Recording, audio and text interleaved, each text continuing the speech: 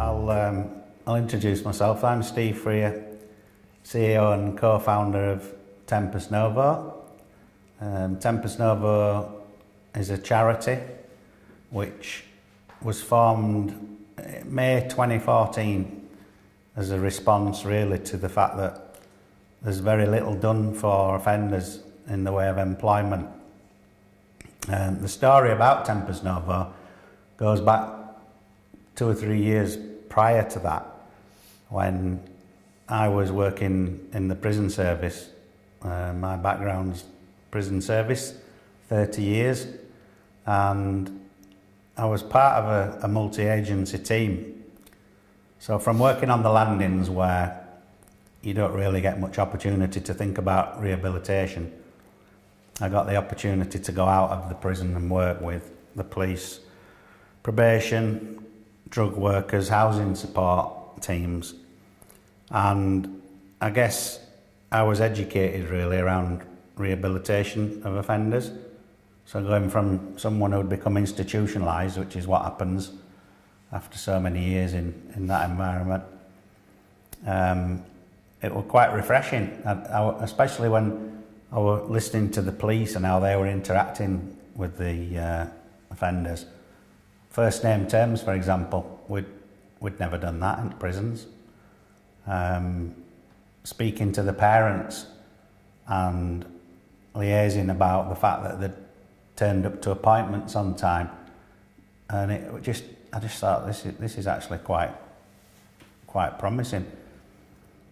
Then when I looked at the results they were getting, because these particular offenders that we were working with at the time were what were known as prolific offenders.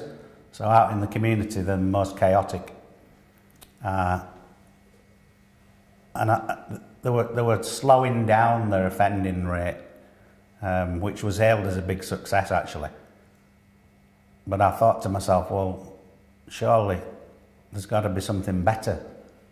It's okay slowing down their offending behaviour, but we want to stop it. And I went away and did a load of research and became fascinated about rehabilitation world. And I came across a report actually called Locked Up Potential, and that came out of the Centre for Social Justice around 2009.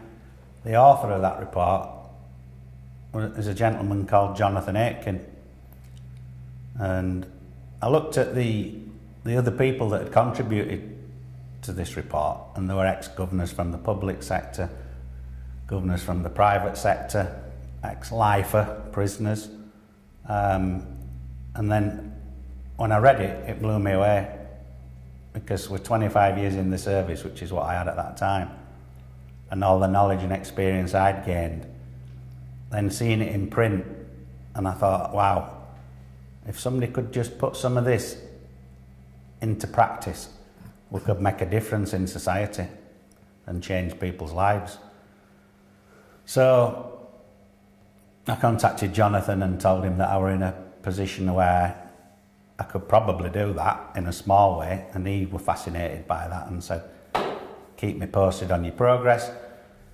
And eventually, I guess, through the want to stop them offending, rather than just slowing down the offending rate, I looked at the employment side, and I knew that it would be a big challenge, because nationally the perception of ex-offenders ain't a good one, and certainly where employment's concerned, I knew it would be a massive challenge.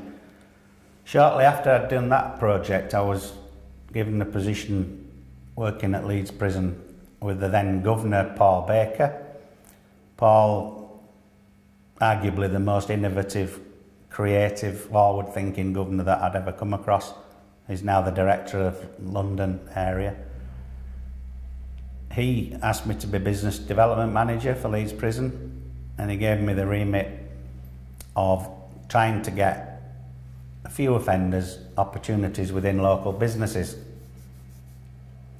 So I contacted a few businesses and devised a process, because obviously to get get an hour or two of a CEO or a director's time, that in itself is quite difficult.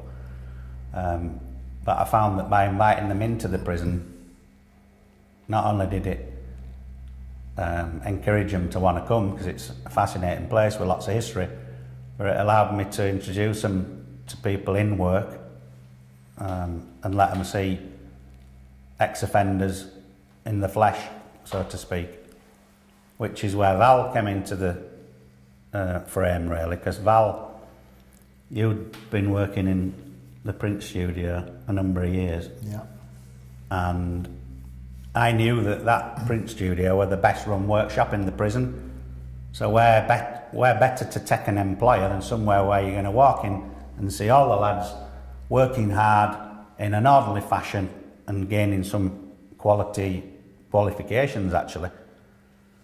So Val got involved really at that point, and you became fascinated by the whole process, didn't you? Yeah, I mean, similar story to Steve's. I'm used to, as a prison officer, barking orders on the landing, telling people what to do, when to do it, how to do it. And I had a different sort of introduction to the rehabilitation world, because I then got asked to go and work in a workshop. Did a teaching qualification, set up 6 Shoppers print studio, saw the work that Steve were doing, and I was fascinated by it because he were really good at it. And I thought to myself, I still am. Yes you are, yeah. And I thought to myself, this is sort of groundbreaking what he were doing. And I used to do all the publicity material for Steve, all his business cards, posters, stick them around the prison. The lads in the workshop got interested in what he were doing because they saw employers come into our workshop, really interested that they might be given an opportunity if they proved that they were worth a shot and proved that they've got a good work ethic. So yeah, and I soon realised that giving someone an opportunity and showing a bit of faith in them, you got a really positive reaction. I'll just quote one lad, a guy called Willie Davis, who was one of the most unmanageable prisoners in the prison at that time. Only a young lad in his early 20s, who staff couldn't cope with him.